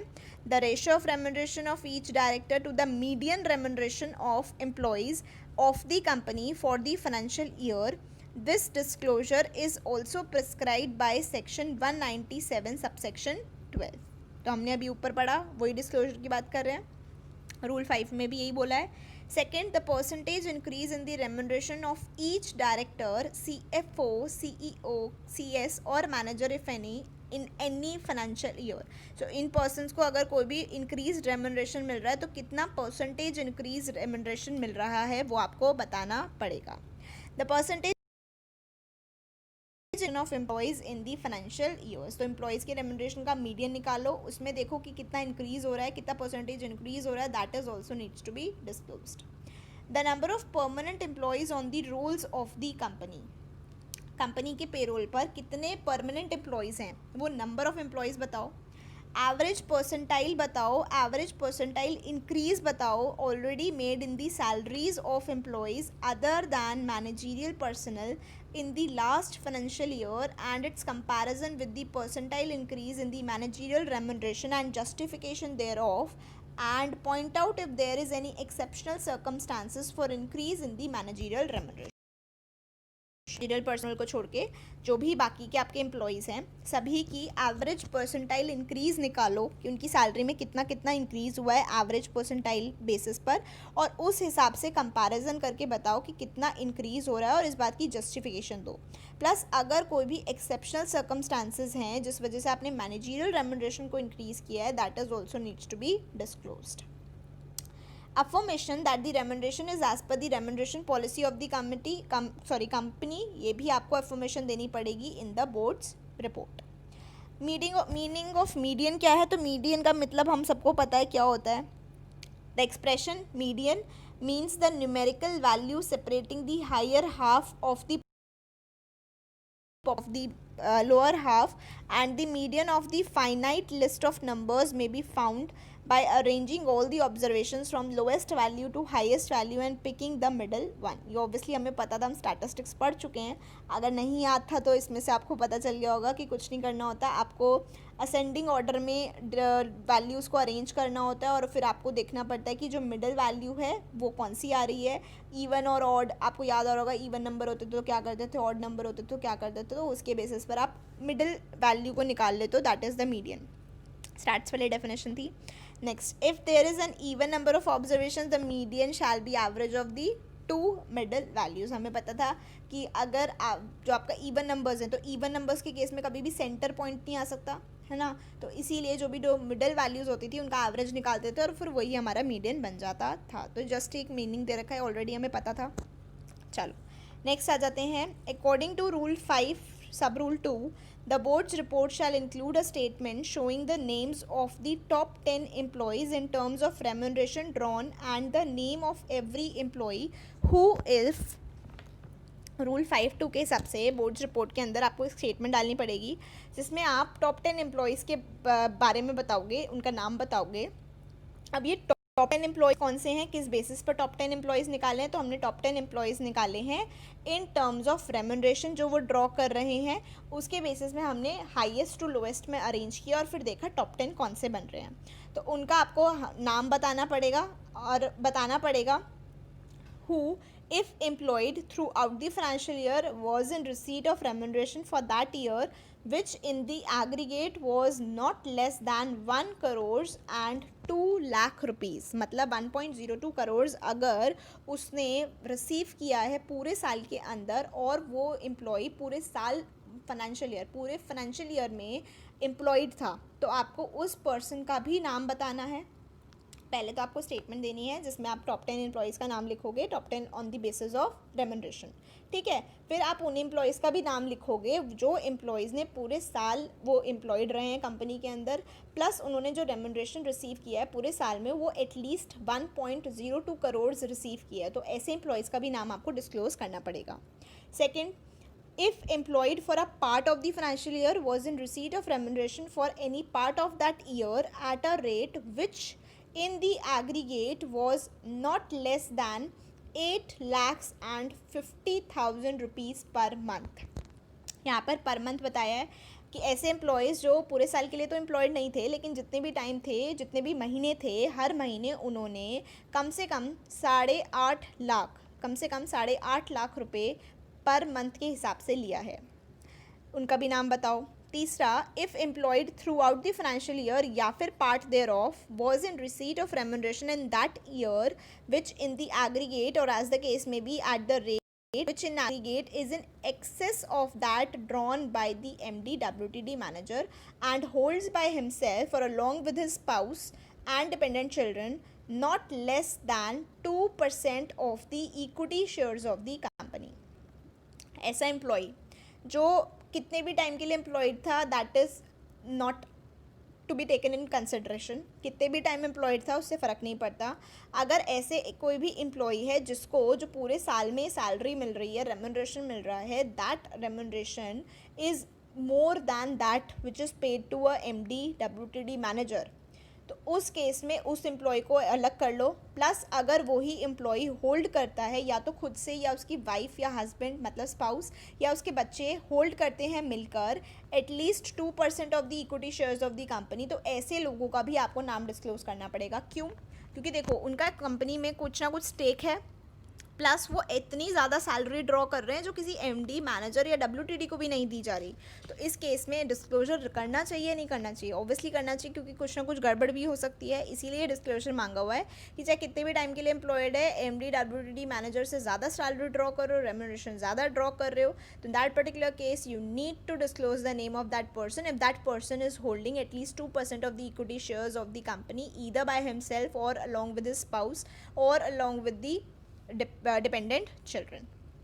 ठीक है, सो इन चीज़ों का भी डिस्क्लोजर्स कर देंगे। अब according to rule 5.3 the statement refer to in 5.2 refer para C above shall also indicate some particulars of the above employees like designation, remuneration received, nature of employment, qualification, experience, date of commencement of employment, age, last employment held by such employee before joining the company, the percentage of equity shares held by the employee in the company within the meaning of clause 3 of rule 5.2। तो सिर्फ equity shares वाला आपको कब बताना पड़ेगा? जब clause 3 में cover हो रहा है। And whether any such employee is a relative of any director और manager of the company and if so name of such director और मैनेजर। तो ये सारे डिस्क्लोजर्स आपको करने पड़ेंगे in the board's report. Next, premium paid in respect of insurance taken for indemnification. Section 197 subsection deals with taking of insurance by a company on behalf of its MD, WTD, manager, CEO, CFO, CS, and whether to treat the premium paid on such insurance as remuneration or not। तो remuneration देखो, company ने insurance ले रखा है on behalf of MD, WTD, manager, CEO, CFO या फिर CS। ठीक है, तो अब ये जो रेम्यूनरेशन, ये जो इंश्योरेंस है, इस पर कुछ ना कुछ प्रीमियम जा रहा होगा। तो क्या ये जो प्रीमियम है उसको उन पर्सनस की रेम्यूनरेशन का पार्ट मानना चाहिए या नहीं मानना चाहिए, वो डिस्कस कर रहे हैं सेक्शन 197 सबसेक्शन 13 के according. First, when premium is not to be treated as part of the remuneration, मतलब रेम्यूनरेशन का पार्ट नहीं माना जाएगा। ऐसे कौन से केसेस हैं? Where insurance is taken by the company on behalf of its MD, WTD, manager, CEO, CFO या फिर CS for indemnifying any of them against any liability in respect of any negligence, default, misfeasance, breach of duty, breach of trust for which they may be guilty in relation to the company, the premium paid on such insurance shall not be treated as a part of their remuneration payable to such personnel। So company के relation में वो guilty हुए हैं ये वाले persons, तो इस case में जब भी उनको ऐसी लायबिलिटी के लिए इंडेमनिफाई किया जाता है तो इस केस में उसको रेम्यूनरेशन का पार्ट नहीं माना जाता। क्यों? क्योंकि कंपनी के बिहाफ पर उन्होंने एज अ ट्रस्टी काम किया था, इस वजह से उनको नेग्लिजेंस डिफॉल्ट हो गया, तो इसीलिए कंपनी उसको रेम्यूनरेशन का पार्ट नहीं मानेगी। When premium is to be treated as part of remuneration, so however if such person is proved to be guilty, the premium paid on such insurance shall be treated as the part of remuneration।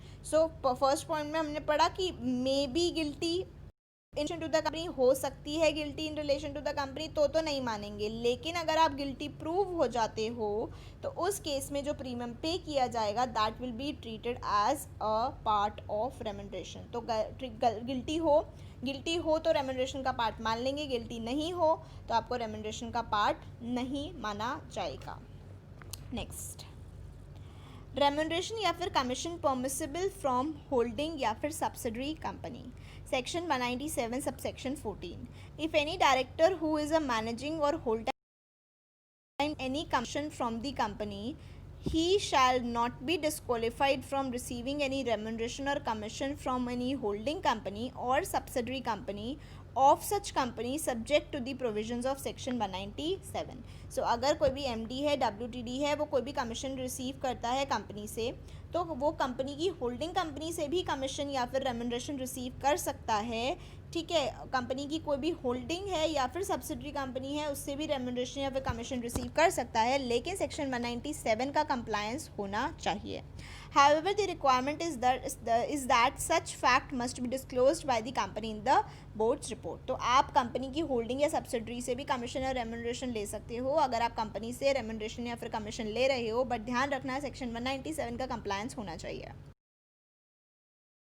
आपको disclosure देना है इन the board's report. अब आ जाती है बात penalty की। Section क्या याद रखना चाहिए, पेनल्टी तो आने वाली है, पेनल्टी फॉर नॉन कंप्लायंस, इससे पता चलता है सेक्शन खत्म होने वाला है। Penalty non compliance section 197 sub section 15 के अंदर दिया हुआ है। Non compliance with the provisions of section 197 gives rise to the following penalty. क्या क्या? जो भी डिफॉल्टिंग पर्सन है उसके ऊपर पेनल्टी लग जाएगी 1 लाख रुपीज़ की, और जो भी कंपनी है तो उसके ऊपर 5 लाख रुपीज़ की पेनल्टी लग जाएगी। Auditors report to contain a statement regarding remuneration. Remuneration के बारे में एक स्टेटमेंट ऑडिटर को भी अपनी रिपोर्ट के अंदर देनी पड़ती है। तो वो कौन से सेक्शन के हिसाब से देता है? सेक्शन 197 सब सेक्शन 16 के हिसाब से देता है। The auditor of the company shall in his report under section 143 make a statement regarding the remuneration as under. Whether the remuneration paid by the company to its directors is in accordance with the provisions of section 197, ये चीज़ कौन ensure करेगा? Auditor ensure करेगा, और इस चीज़ को लिख कर देगा अपनी रिपोर्ट के अंदर। Whether the remuneration paid to the director is in excess of the limit laid down under section 197, तो सबसे पहले में तो बताना है कि आपने 197 का कंप्लायंस किया है नहीं किया है। दूसरे में आपको बताना है कि क्या कोई भी लिमिट से ज़्यादा पेमेंट हुई है, सेक्शन 197 के हिसाब से जो लिमिट्स प्रिस्क्राइब्ड है उससे ज़्यादा पेमेंट हुई है या नहीं हुई है, और अगर उसको कोई और डिटेल्स देने की लग रहा है कि उसको देना चाहिए तो उसको और भी डिटेल्स देना होगा।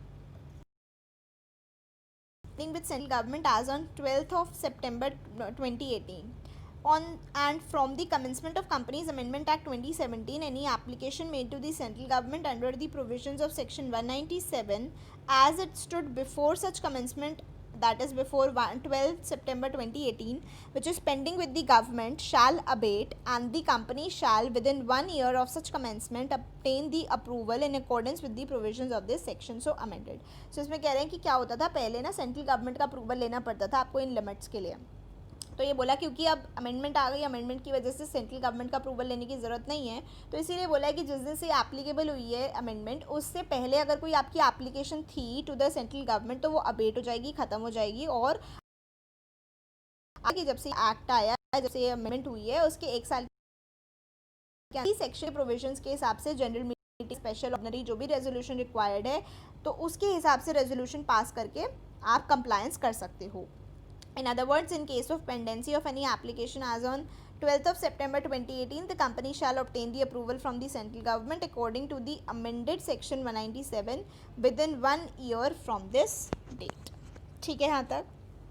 अब सेक्शन पढ़ लिया, पेनल्टी पढ़ ली, अब बात आ जाती है एग्जेम्पशंस और मॉडिफिकेशंस की। ये भी बहुत इंपॉर्टेंट पार्ट बन गया हमारे लिए। हर एक सेक्शन पढ़ो और उसके मॉडिफिकेशंस और एग्जेम्पशंस भी पढ़ो।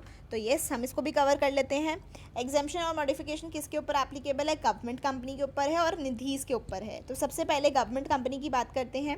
इन case of government companies section 197 shall not apply. However, for availing the exemption, such government company must not have committed a default in its filing of financial statements under section 137 or annual return under section 92 with the registrar. ये line तो और ये section तो आपको याद ही हो गया होगा क्योंकि हर एक एग्जाम्पशन में लिखा होता है। सो गवर्नमेंट कंपनीज के ऊपर सेक्शन 197 एप्लीकेबल होता है क्या? नहीं होता। किसके ऊपर एप्लीकेबल होता है? पब्लिक कंपनीज के ऊपर एप्लीकेबल होता है, प्राइवेट पर नहीं होता। ये तो बात हमने पहले ही पढ़ ली थी जब हम इंट्रोडक्शन पढ़ रहे थे इस सेक्शन का।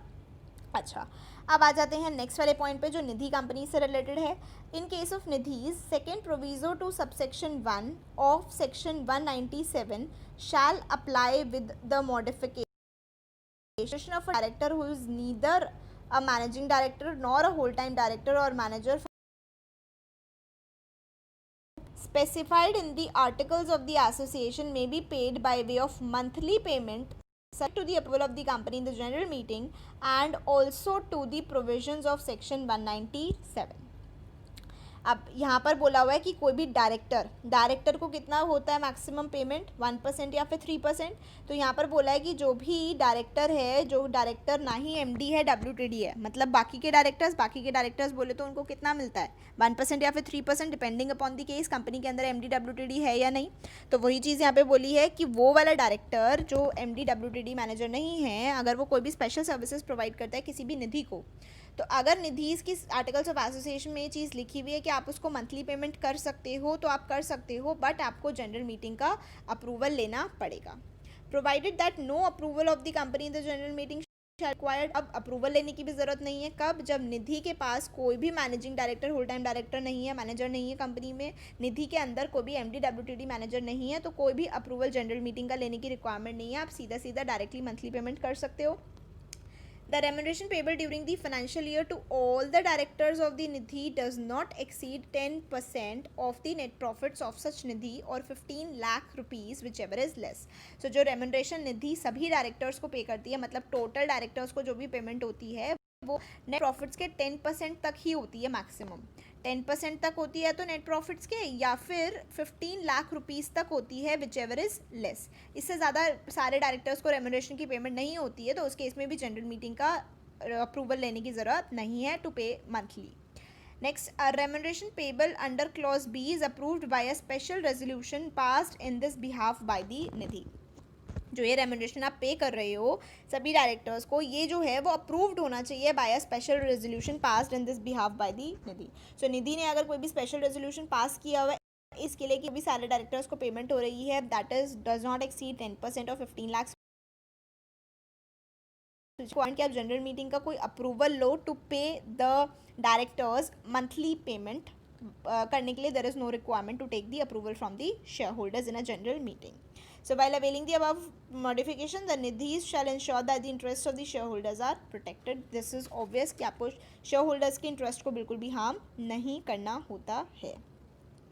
So I hope you are clear with this section and आपको 197 और Schedule 5 में कोई डाउट नहीं होगा। जो रिस्पेक्टिव Schedule 5 का पार्ट इसमें यूज़ हो रहा था, पार्ट कौन सा यूज़ हो रहा था? Part 2 section 2।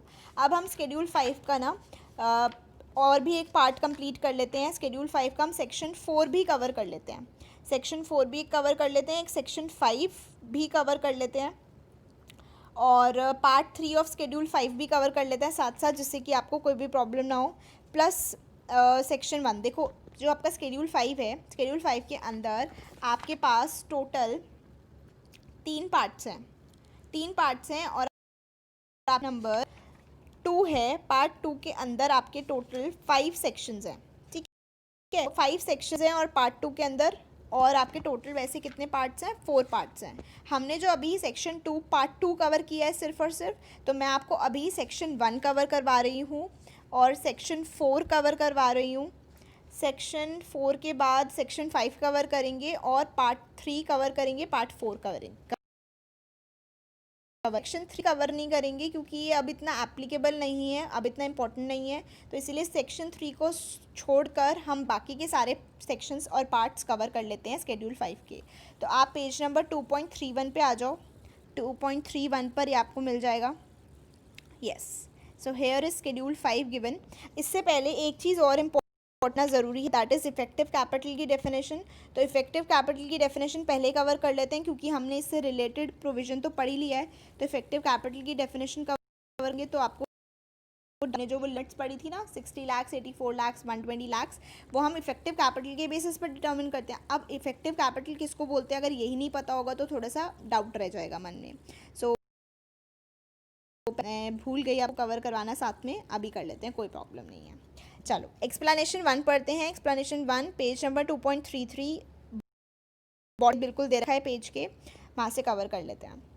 Explanation 1, for the purposes of section 2 of this part मतलब ये कौन सा पार्ट चल रहा है? ये पार्ट नंबर 2 चल रहा है स्केड्यूल का। तो पार्ट 2 का सेक्शन 2 जो हमने वहाँ पर पढ़ा था, क्लॉज ए और क्लॉज बी, मतलब लिमिट ए और लिमिट बी, उसी के लिए बोला हुआ है। So for the purpose of section 2 of this part, effective capital means the aggregate of the paid up share capital excluding the share application money or advances against shares. So paid up share capital को आप consider करोगे उसमें, लेकिन share application money और advances अगर आपको मिले हैं कोई शेयर्स के अगेंस्ट तो उसको कंसिडर नहीं करोगे। उसके अलावा जो भी पेड अप शेयर कैपिटल है उसको कंसिडर करोगे bye calculating the effective capital.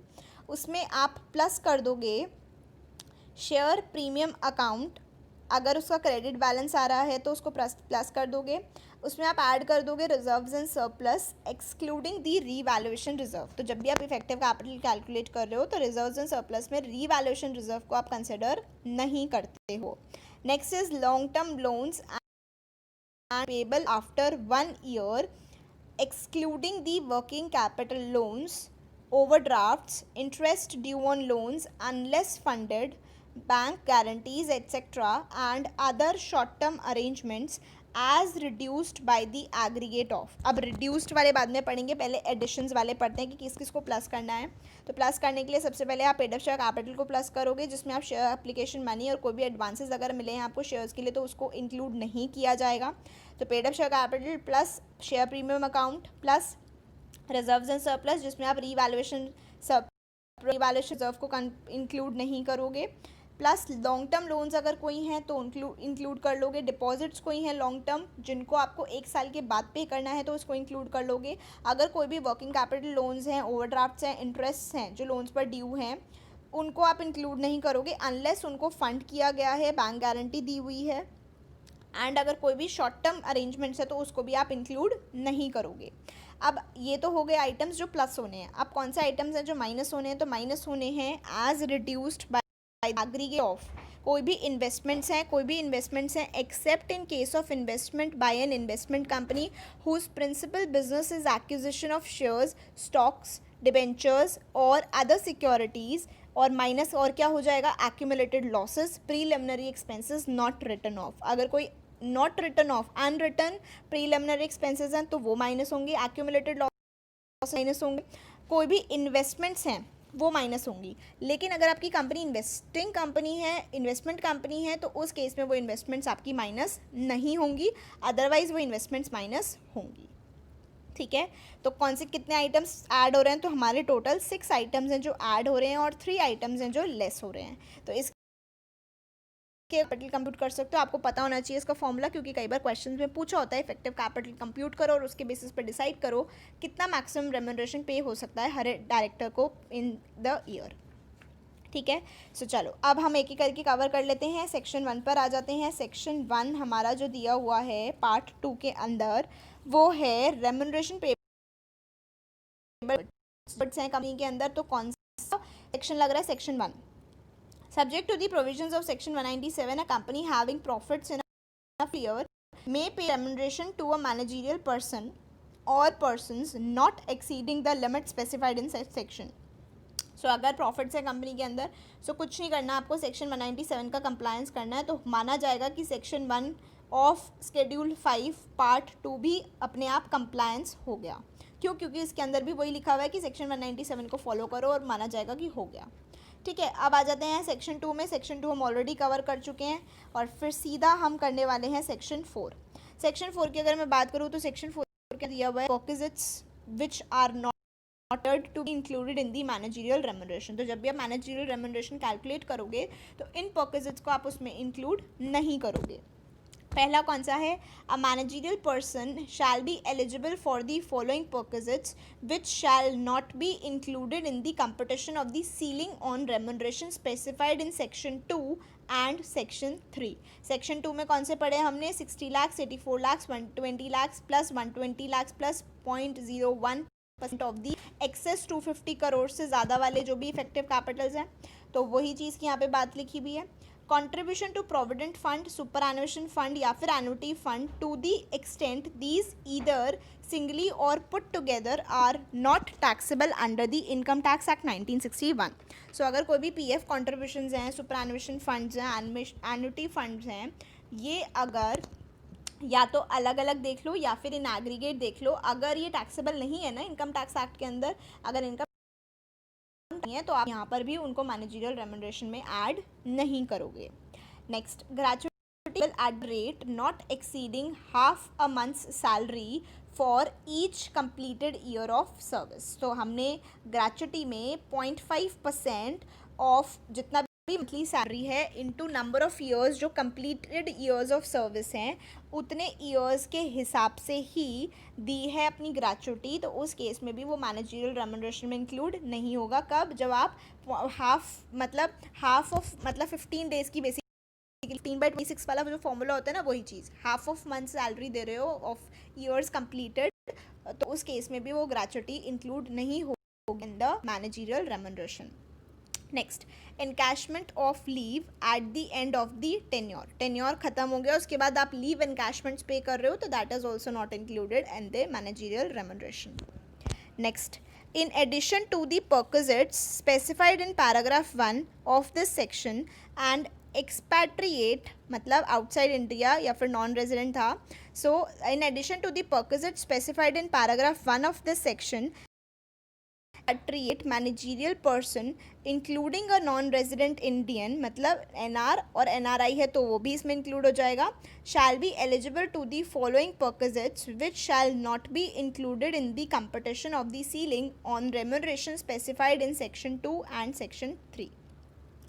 सो 1 वाले तो उनको मिल ही रहे हैं बेनिफिट, प्लस ये वाले एडिशनल बेनिफिट्स भी मिल जाएंगे किसी भी NRI को या फिर कोई भी एक्सपैट्रिएट मैनेजरियल पर्सन है तो पहला क्या है, चिल्ड्रंस एजुकेशन अलाउंस. क्या चीज़, in case of children studying in or outside India, बच्चे बाहर पढ़ रहे हैं, an allowance limited to a maximum of 12,000 per month और 12,000 per month per child or actual expenses incurred whichever is less.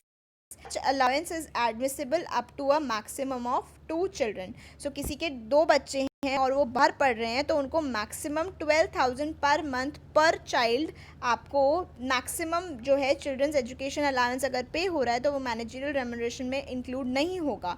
लेकिन अगर आपके एक्चुअल जो एक्सपेंसेस हो रहे हैं वो 12,000 पर मंथ पर चाइल्ड से कम, वो कम्बाइंड एक्सपेंसेस को कंसिडर किया जाएगा. ऑब्वियसली बात है, जितने हो रहे हैं उन्हीं को तो आप वो नहीं करोगे ना, इंक्लूड नहीं करोगे. जितना कम हो रहा होगा तो कम होगा. तो ये चीज़ हमें क्लियर हो गई कि चिल्ड्रंस एजुकेशन अलाउंस कितना अलाउड होगा, maximum 12,000 per month per child या फिर जितना भी एक्चुअल एक्सपेंसेस इनकर हुए हैं विच एवर इज़ लेस. और मैक्सिमम कितने बच्चों के लिए मिल सकता है, 2 बच्चों के लिए जो बाहर पढ़ रहे हैं. अच्छा, नेक्स्ट कौन सा ऐसा है जो अलाउंस आपको आपका ऐड नहीं होगा या फिर कौन सा एक्सपेंस है जो आपको अलाउ हो जाएगा और आपका मैनेजरियल रेम्यूनरेशन में ऐड नहीं होगा, तो वो है holiday passage for children studying outside India और फैमिली स्टेइंग अब्रॉड. बच्चे बाहर पढ़ रहे हैं या फिर आपकी जो फैमिली है वो बाहर रहती है, तो हॉलीडे पैसेज के लिए return holiday passage once in a year by economy class और once in 2 years by first class to children and to the members of the family from the place of their study or stay abroad to India if they are not residing in India with managerial person. So बोला हुआ है कि अगर आपके जो भी बच्चे बाहर पढ़ रहे हैं या फिर आपकी फैमिली बाहर रह रही है और वो इंडिया के अंदर आ रहे हैं, तो इंडिया के अंदर आ रहे हैं 1 साल में 1 बार और वो भी इकोनॉमी क्लास के अंदर या फिर once in 2 years by first class. तो अगर हर साल आ रहे हैं तो 1 साल में आ रहे हैं तो इकोनॉमी क्लास, 2 साल में 1 बार आ रहे हैं तो फर्स्ट क्लास में आ सकते हैं. तो वो रिटर्न हॉलीडे पैसेज आपको मैनेजरियल रेम्यूनरेशन में अलाउ हो मतलब इंक्लूड नहीं किया जाएगा. अगर आपके बच्चे या फैमिली मेम्बर्स आ रहे हैं और इंडिया में वो रिसाइड नहीं करते हैं, वो सिर्फ वापस आपसे मिलने के लिए आ रहे हैं मैनेजरियल पर्सन के साथ, इसमें that amount won't be included in your managerial remuneration. Next, travel concession, return passage for self and family in accordance with the rules specified by the company where it is proposed that the leave be spent in home country instead of anywhere in India. So यहाँ पर क्या दिया हुआ है, return passage, खुद वापस जा रहे हो या आपकी फैमिली वापस जा रही है रूल्स के हिसाब से, जहाँ पर ये प्रपोज्ड है कि जो लीव्स स्पेंड कर रहे हो आप वो अपनी होम कंट्री में कर सकते हो instead of anywhere in India. So home country के अंदर आप जा रहे हो अपनी फैमिली के साथ तो इट इज़ अलाउड. ठीक है, इंडिया के अंदर नहीं, इंडिया के बाहर अपनी होम कंट्री के अंदर. सो हमने इल वाली डेफिनेशन कवर कर ली थी, हमने ये प्रोविज़न भी कवर कर लिया कि कब कौन सी चीज़ें हैं जो